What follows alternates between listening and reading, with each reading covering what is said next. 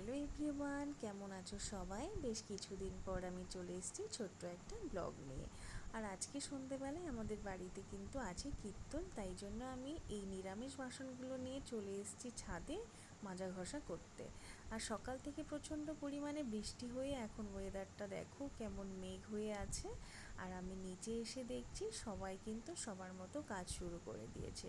একদিকে আলু সেদ্ধ হচ্ছে আর একদিকে কিন্তু আলুর দমের মশলা কষা হচ্ছে।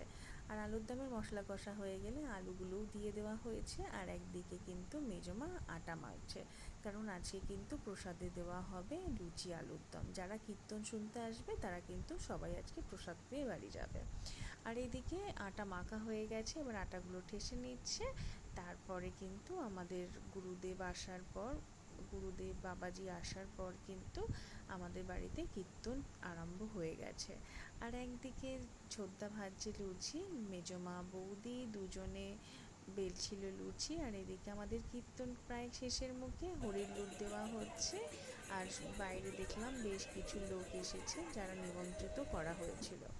আর এইদিকে আমাদের গোপাল ঠাকুরের ভোগ নিবেদন করা হয়েছে 5 রকম ভাজা, লুচি, ছোলার ডাল, আলুর দম, 5 রকম ফল দিয়ে। আমাদের বাবাজি এসে কিন্তু আরতি করে এখানেই ভোগ নিবেদন করলো। তারপরে পুজো শেষে সবাইকে প্রসাদ দেওয়া হলো।